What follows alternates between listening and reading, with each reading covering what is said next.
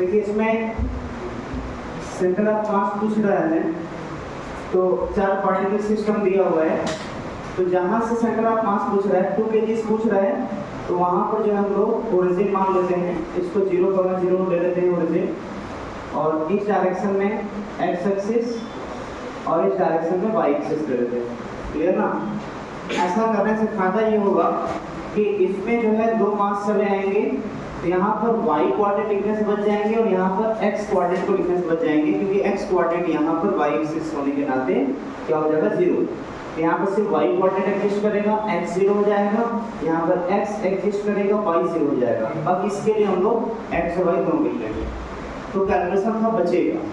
हम लोग करेंगे क्या, इधर xy मान लिया, ये 10 सेंटीमीटर सभी दिए हुए हैं, इसका कोऑर्डिनेट क्या होगा 0,0, इसका कोऑर्डिनेट क्या लिखेंगे, इसका कोऑर्डिनेट x वाला है, x वाला कितना होगा 10,0, इसका कोऑर्डिनेट x में 10 और y में 10, मतलब 10,10, और ये कितना हो जाएगा, ये देखिए y एक्सिस पर है तो x 0 हो जाएगा, तो जाएगा 0 x 0, और जो y होगा वो 10 सेंटीमीटर होगा।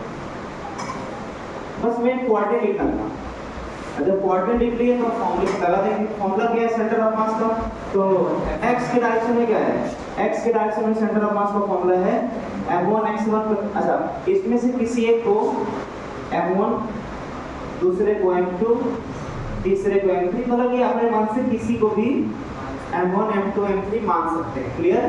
और मानते हुए अब जो है हम लोग x कोऑर्डिनेट वाले पोर्शन को रखते जाएंगे फार्मूले में। क्या है m1 x1, फार्मूला ये है m1 x1 plus m2 x2 dash dash divided by m1 plus m2, जो भी मास होगा यही देगा सेंटर ऑफ मास x के डायरेक्शन में। 2 kg का रखा जाए तो 2 into m1 x1 हो जाएगा, ओरिजिन पर होने के नाते 0, प्लस m2 1 kg को माने हैं तो 1 kg m2 into जो x2 होगा वो 10 हो जाएगा, फिर बीच में प्लस m3 5 x3 हो जाएगा 10, प्लस 8 into जो उसका x कोऑर्डिनेट है 0 है 8 kg का, x कोऑर्डिनेट 0 है तो 8 0 हो जाएगा, डिवाइडेड बाय टोटल मास कितना हो जाएगा 16। सबको जोड़ लेंगे 1 kg 2 kg 5 kg और 8 kg, टोटल बिल कितना आएगा, टोटल मास कितना आएगा 16 kg आ जाएगा। ये तो 0, ये भी 0, 50 और 10 60 by 16, ये आ जाएगा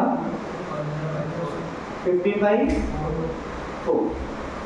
वाईसीएम भी ऐसे निकाल लेंगे भाई, अच्छा ये सेंटीमीटर होगा x कोऑर्डिनेट, y के डायरेक्शन में सेंटर ऑफ मास उसको रखिए, तो एक आ गया मास इनटू इसका कोऑर्डिनेट 0 प्लस 1 kg का 1 इनटू y के डायरेक्शन का कोऑर्डिनेट 0 है 1 kg का, ये जाएगा 0। m3 कितना होगा 5 kg, तो 5 kg इनटू उसका y कोऑर्डिनेट कितना है, y को 5 kg का y कोऑर्डिनेट 10 है, प्लस 8 इनटू जो m4 है y कोऑर्डिनेट 10 है, डिवाइडेड बाय इसका भी टोटल मास कितना आएगा 16। यहाँ से 50 और यहाँ से 80 कितना हो गया 130 डिवाइडेड बाय 60, ये आ जाएगा, ये आएगा सेंटीमीटर। ये तो कोऑर्डिनेट आया है, मतलब ये कोऑर्डिनेट कहाँ होगा, कहीं इधर होगा, जिसका x कोऑर्डिनेट कितना है 15/4 सेंटीमीटर और 65/8 सेंटीमीटर, ये x और y कोऑर्डिनेट आया है। तो एक क्वेश्चन पूछा था find the centre of mass from 2 kg से, मतलब ये पूछ रहा है 2 kg से कितना डिस्टेंस होगा, तो किसी पॉइंट का जो कि यहीं पर ओरिजिन माने हैं, तो ओरिजिन के रिस्पेक्ट में किसी भी पॉइंट का डिस्टेंस का फार्मूला होता है रूट में x² प्लस y²। क्लियर ना?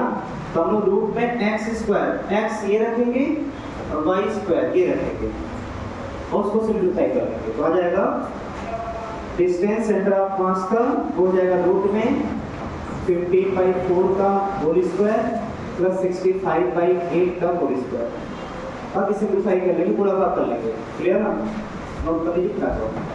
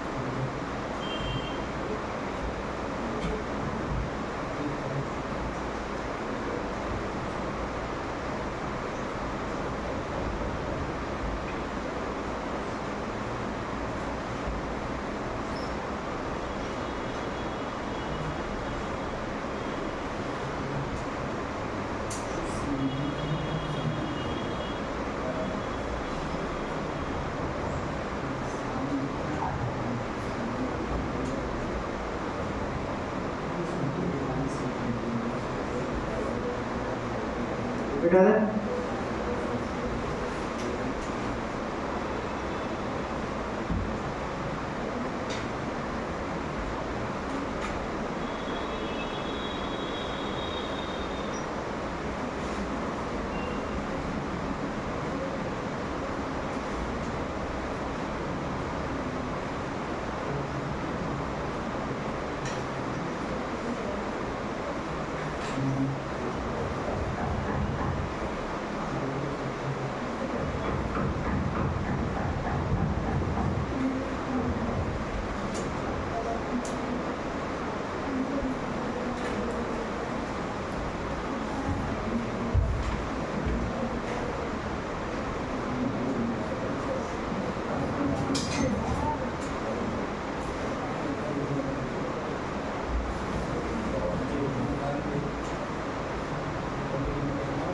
आगे जितने भी क्वेश्चन देंगे उसमें इसका भी जरूरत पड़ेगा, इसलिए इसको भी बता देना एक बार। जैसे दो मास जो है वो m1 m2 r डिस्टेंस पर होंगे, तो centre of mass from mass m1 क्या होगा।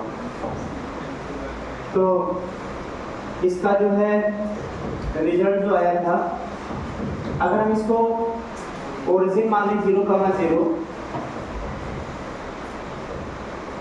तो फॉर्मूला क्या होता है सेंटर ऑफ मास का निकालने का। जैसे दो मास सिस्टम r डिस्टेंस पर है, तो जहां से सेंटर ऑफ मास पूछ रहा है m1 से पूछ रहा है, वहीं पर ओरिजिन मान लिया।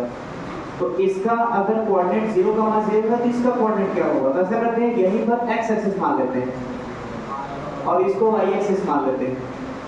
जब x मानेंगे तो यहाँ पर y कोऑर्डिनेट 0 हो जाएगा, यहाँ पर y कोऑर्डिनेट 0 होगा और x कोऑर्डिनेट हो जाएगा r का मान 0 हो जाएगा। अच्छा, दोनों का y कोऑर्डिनेट 0 0 है, तो दोनों का जब y कोऑर्डिनेट सेम है 0 0 है, तो सेंटर ऑफ मास का भी कोऑर्डिनेट 0 ही आएगा, तो वो मतलब x एक्सिस पर ही कहीं लाई करेगा।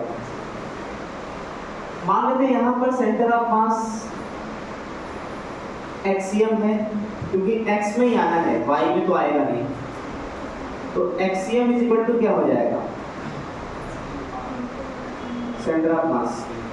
फॉर्मूला क्या लगाएंगे, m1x1 प्लस m2x2, दो ही मास हैं, दो बार लगाएंगे, divided by m1 plus m2, तो m1x1 करेंगे तो m1 इंटू 0, क्योंकि x1 0 है, और m2 इंटू x2, x2 हो जाएगा r divided by m1 plus m2। Result मिल रहा है m2r divided by m1 plus m2। क्या गया, x के डायरेक्शन सेंटर ऑफ मास। इसको ऐसा करते हैं हम लोग, डिनोट करते हैं r1 से, क्लियर ना। अच्छा, ये r1 है क्या, r1 क्या है, डिस्टेंस सेंटर ऑफ मास का m1 से, मतलब कि अगर ये m1 है और ये m2 है, तो यहाँ से r1 डिस्टेंस पर यहाँ पर सेंटर ऑफ मास होगा। रिजल्ट क्या है, m2r divided by m1 plus m2, क्योंकि दो पार्टिकल सिस्टम का रिजल्ट फेमस है, वो क्वेश्चन आता रहता है। जितना कि मल्टीपल पार्टिकल सिस्टम से आता है, उतना ही पॉसिबिलिटी को दो पार्टिकल सिस्टम का ही बन जाता है। ये अपने आप में इंपॉर्टेंट है, इसलिए इसको रिजल्ट एज ए रिजल्ट याद भी कर लेना है।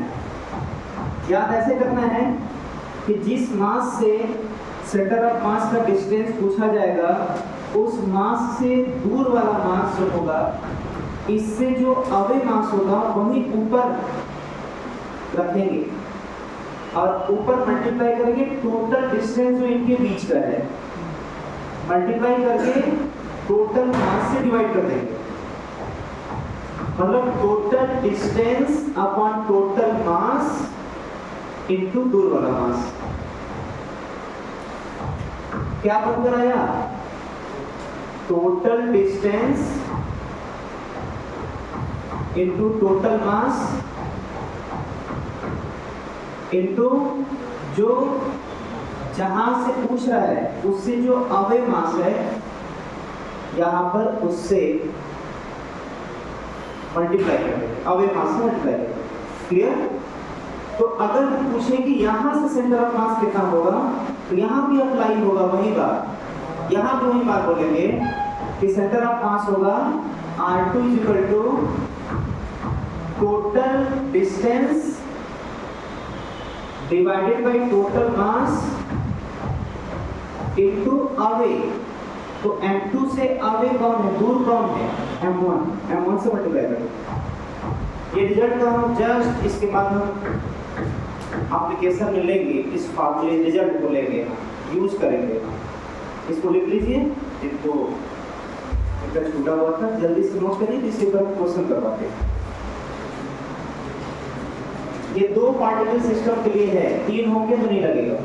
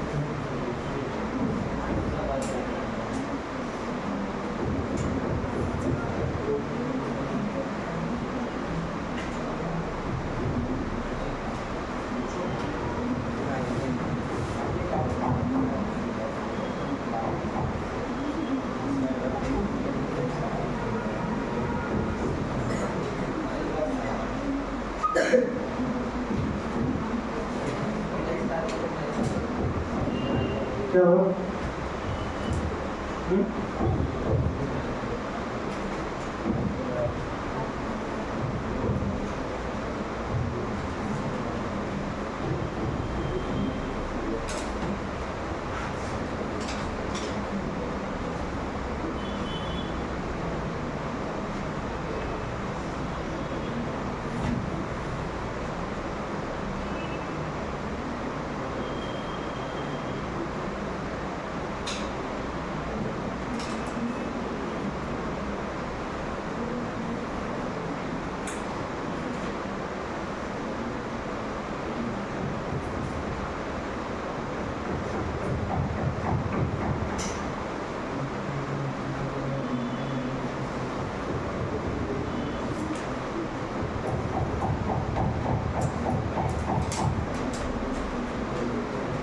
Find center of mass from point A.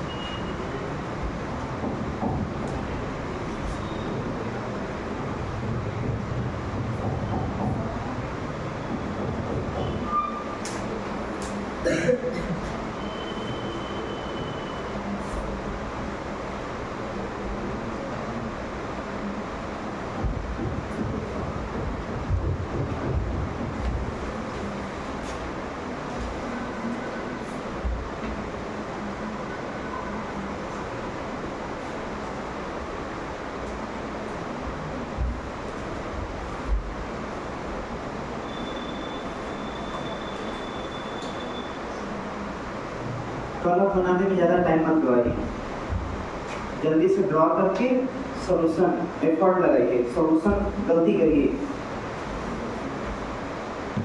Solution जो है उसमें कुछ गलत से जो भी है करिए।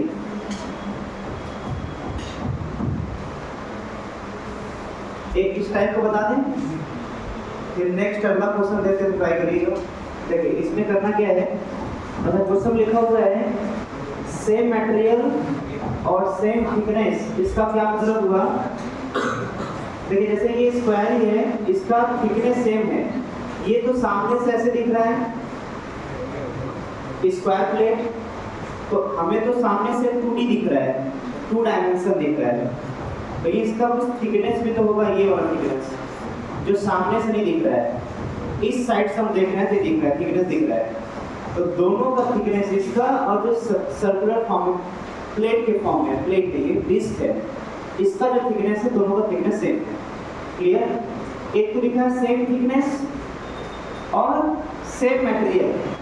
सेम मटेरियल का मतलब कि दोनों एक ही टाइप के मटेरियल से मिलकर बने हुए हैं, तो दोनों का डेंसिटी जो रो डेंसिटी है,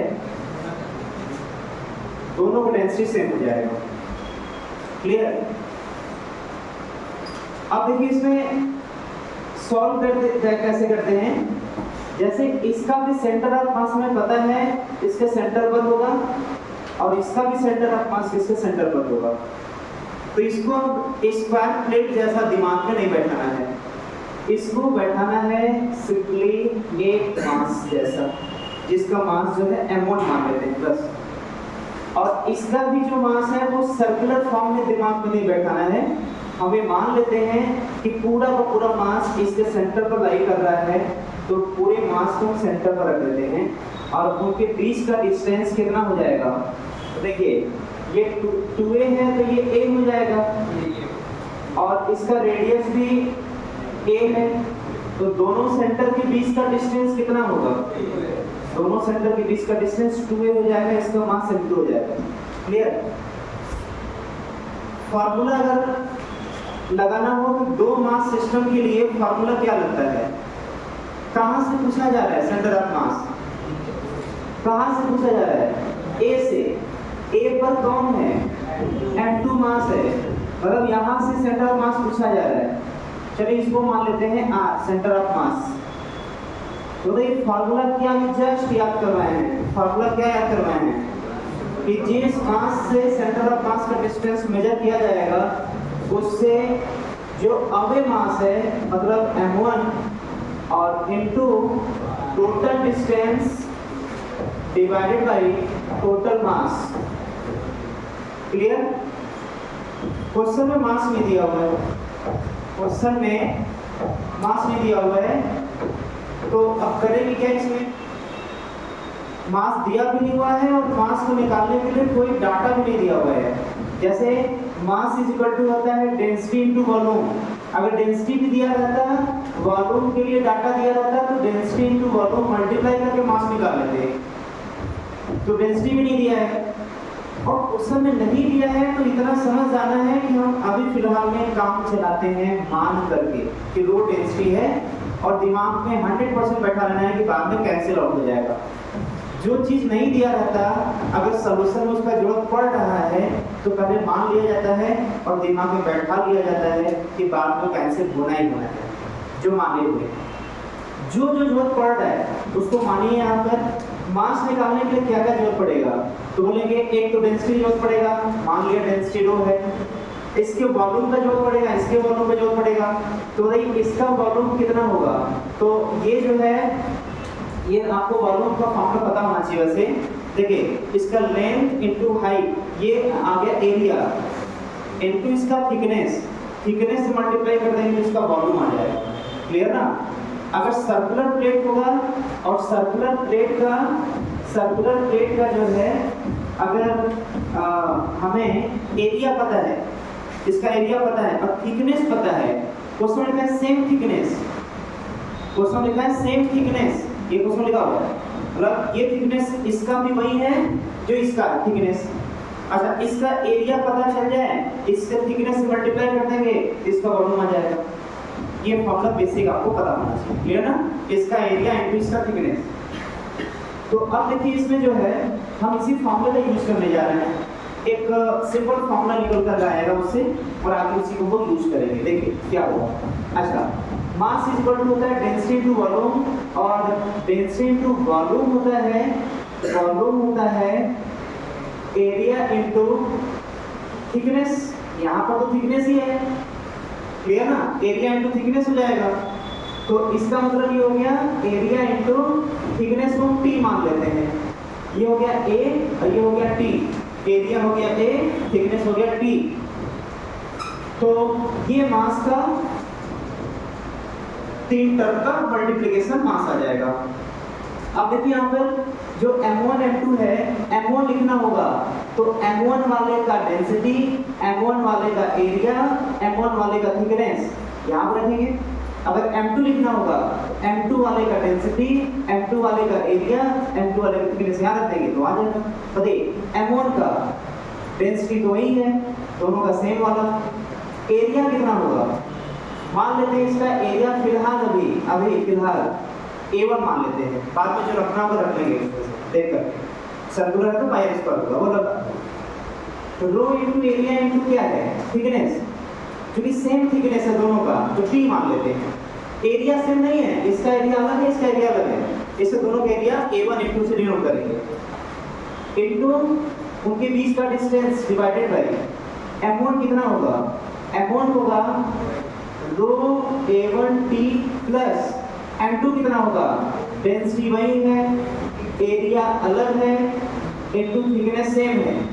बताइए यहाँ से इसको सिंपलीफाई करिए, ये आ गया रोटी A1 रोटी to A1 2A divided by, यहाँ से रोटी बाहर क्या आया A1 प्लस A2, रोटी से रोटी कैंसिल, यस सर, यहाँ से आ गया A1 2A डिवाइडेड बाई। अच्छा ये एरिया वाला चेहरा कब दिख पाया, जब दो कंडीशन लगाए थे, डेंसिटी भी दोनों का सेम, थिकनेस भी दोनों का सेम। जब डेंसिटी और थिकनेस दोनों का सेम था तभी यहाँ से कॉमन निकल पाया था, तभी रोटी रोटी कैंसिल हो पाया था। जरूरी है कि दोनों का थिकनेस सेम हो तो रोटी बन ही नहीं पाएगा। क्लियर? रोटी बन ही नहीं पाएगा तो कैंसिल नहीं होगा। तब वो थिकनेस जो क्वेश्चन में दिया रहेगा T1 T2 वो T1 T2 रखेंगे। क्लियर ना? तो यहाँ से कितने बोले कि सर ये भी तो अपने आप में एक मास जैसा फार्मूला है तो आ गया, लेकिन इस फार्मूले को तभी याद करना है जब दोनों का रो और टी सेम, तभी ये फार्मूला बन गया है। क्लियर? और 99% चांसेस है कि जो भी नीट में आएगा रोटी लगभग मतलब शायद कभी लिखा हो कि बदला हो कि उसका थिकनेस और मटेरियल सेम रहता है, तो सिक्योर हो सकते हैं 99% का, 1% में अलग बात है। क्या दिख रहा है इसमें फार्मूला? कितनों बोल रहे हैं कि सर यहाँ से हमें ये दिख रहा है कि जहाँ जहाँ आप मास को रखा करते थे अब हम मास को नहीं रखेंगे, हम वहाँ एरिया को सेट कर देंगे। हम जहाँ जहाँ मास को रखा करते थे फार्मूले में हम मास को नहीं रखेंगे, ना ढूंढने जाएंगे मास को कि कितना दिया है क्या क्या दिया है, हम सिर्फ एरिया रखेंगे, आंसर आ जाएगा। तो ये नोट कर लीजिए, इसको याद भी कर लीजिएगा, लेकिन याद किसके साथ? रोटी के साथ।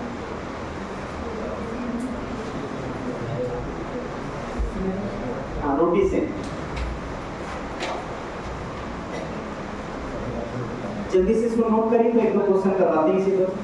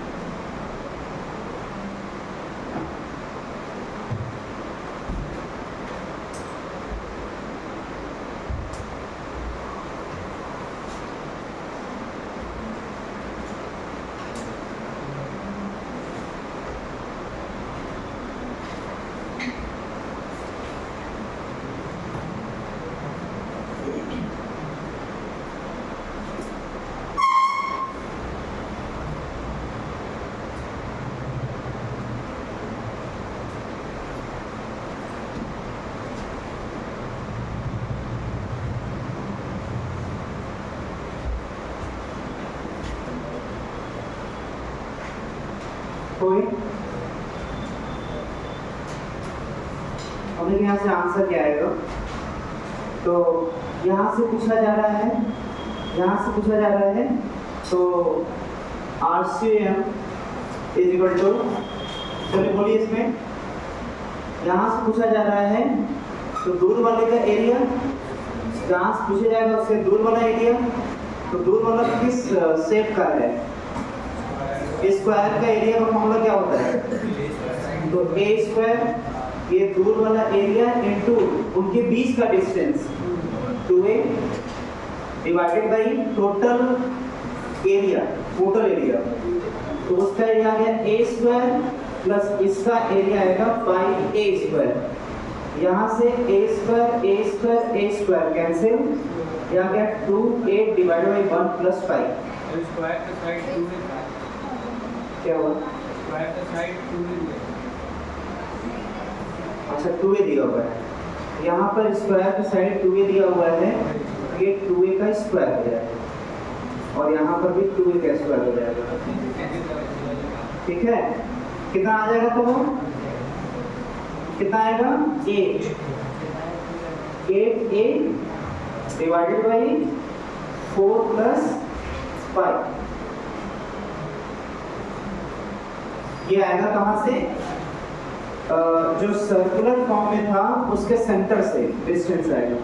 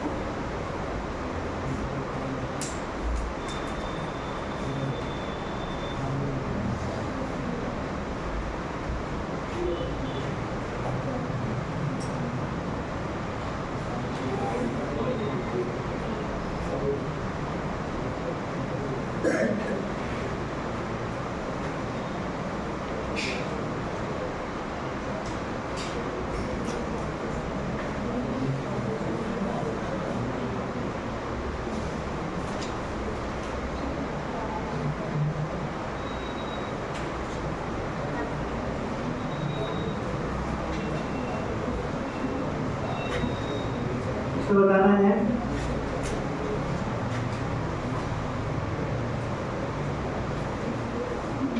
इसमें एक प्लेट के ऊपर दूसरा प्लेट रखा हुआ है और इसका रेडियस दिया हुआ है 8। जो स्मॉलर प्लेट है वो एक सेंटर से पास कर रहा है उसका पेरिफेरी और एक सर्कमफ्रेंस से पास कर रहा है। One plate is placed on another plate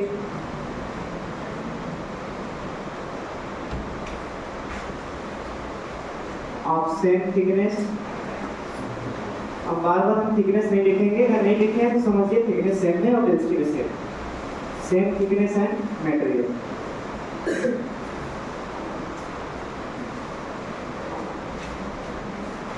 Find center of mass of system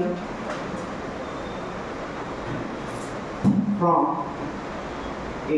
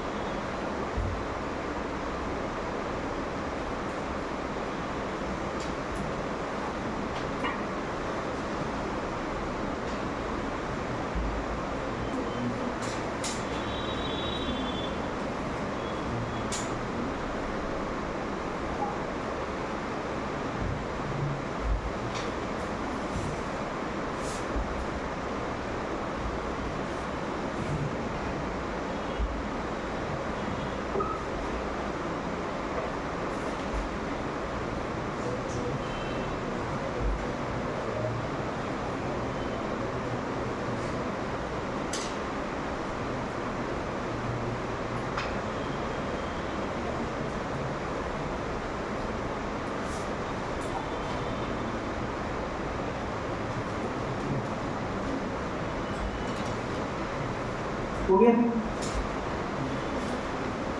देखिए इसका सोल्यूशन, देखिए यहाँ पर जो स्क्वायर प्लेट दिया सर्कुलर प्लेट दिया हुआ है, इसको सर्कुलर प्लेट जैसा मानना ही नहीं है, इसको पॉइंट मास मानना है। मतलब हमको दिमाग में सिर्फ ये रखना है कि एक मास जो है वो यहाँ पर होगा, अगर यहाँ पर एक मास होगा जो पूरे बड़े वाले प्लेट का टोटल मास वहां पर कंसंट्रेट होगा, और एक मास इसके सेंटर पर होगा, और अपने मन से इसको M1 और M2 माना जा सकता है। सेम थिकनेस और सेम मटेरियल दिया हुआ है, तो यहाँ पर भी दोनों मास की जगह हम एरिया रखेंगे। हम लोग मास को नहीं निकालेंगे, हम लोग एरिया को ही मास की जगह रख देंगे, आंसर आएगा। इसके पहले हम प्रूफ भी कर चुके हैं कि क्यों मास की जगह एरिया रख सकते हैं, वो प्रूफ भी हुआ था कि रोटी रोटी ऊपर नीचे कैंसिल हो गया था। अब यहाँ से ए से पूछ रहा है सेंटर ऑफ मास का पोजीशन, अगर यहाँ से पूछ रहे हैं, चलो उसको मान लेते हैं आर, तो R COM centre of mass from M1 क्या होगा।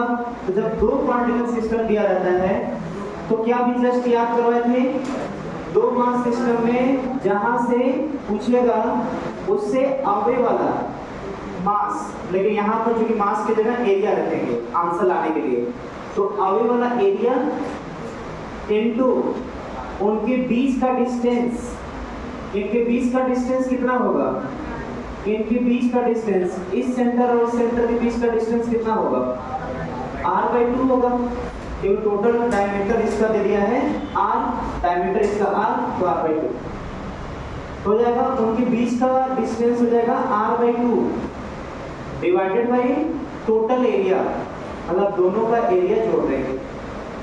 अब बताइए इसका एरिया किसका, M2 वाले का, मतलब इसका एरिया कितना होगा, तो सर्किल का एरिया होता है, मतलब प्लेट सर्कुलर प्लेट का एरिया होगा बाई r/2 का square into r/2 divided by A1 बड़े वाले को माना गया है जिसका रेडियस कितना है r, जगह बाई r स्क्वायर प्लस छोटे वाले का एरिया कितना होगा बाई r/2 का स्क्वायर। आप सिंपलीफाई कर लेंगे इसको,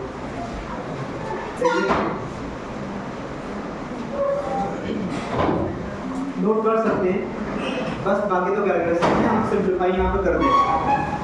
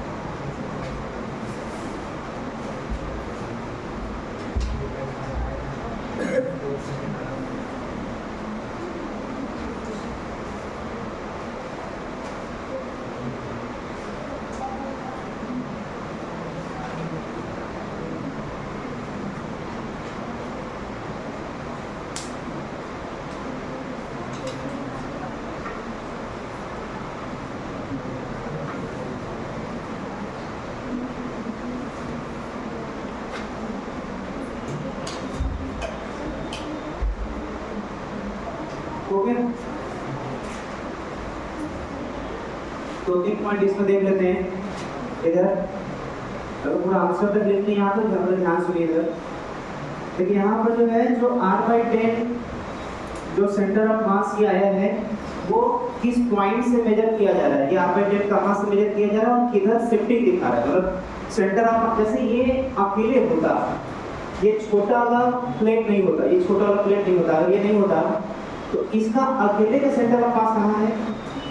सेंटर पर है अकेले का। अब यहाँ पर जैसे ही छोटा प्लेट यहाँ पर रखा तो जो यहाँ पर सेंटर ऑफ मास पहले था अकेले वाले का, इसके रखने के बाद वो किधर शिफ्ट हो गया? सेंटर के इधर शिफ्ट हुआ, लेफ्ट शिफ्ट हुआ या राइट शिफ्ट हुआ? राइट शिफ्ट हुआ। राइट शिफ्ट हो गया।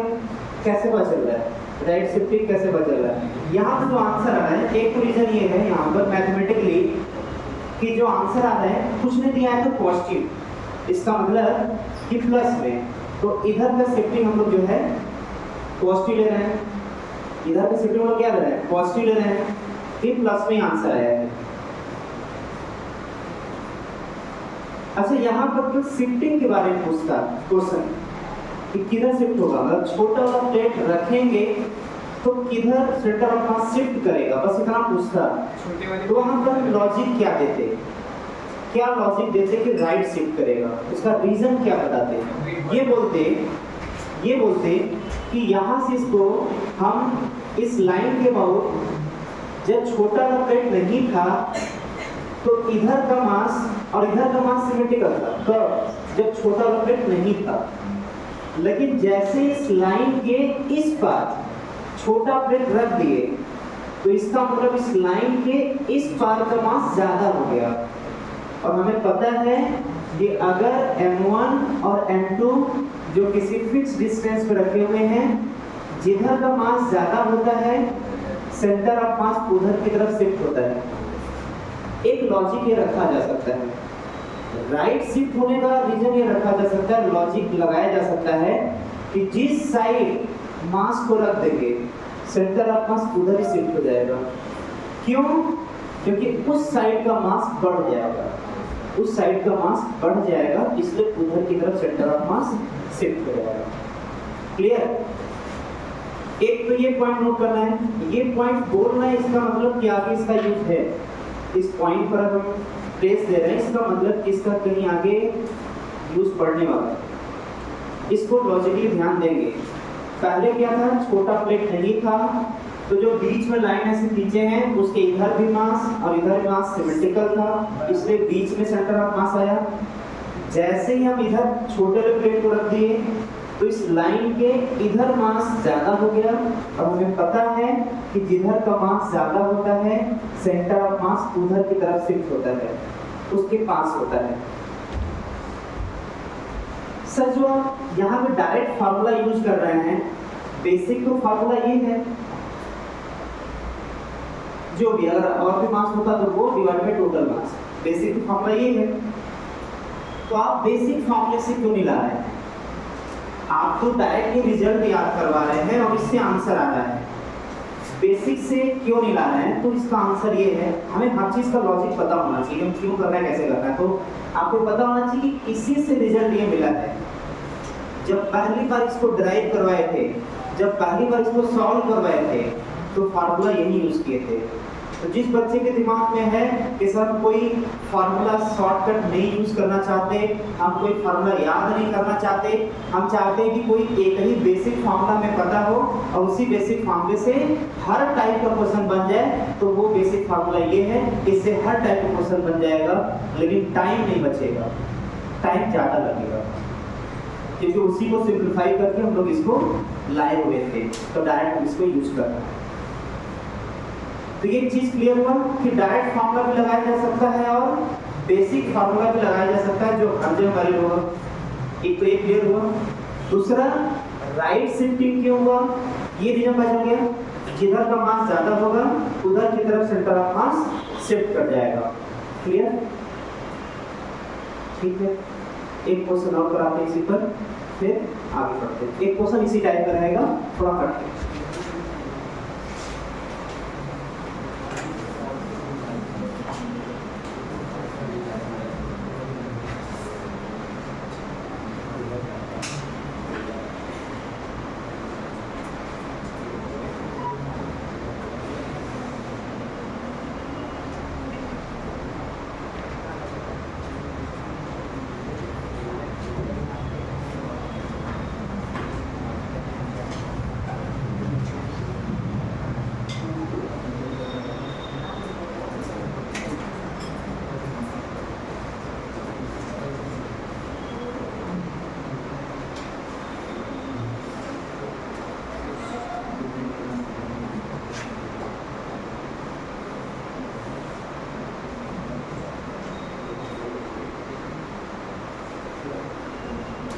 इसका बताइए आंसर।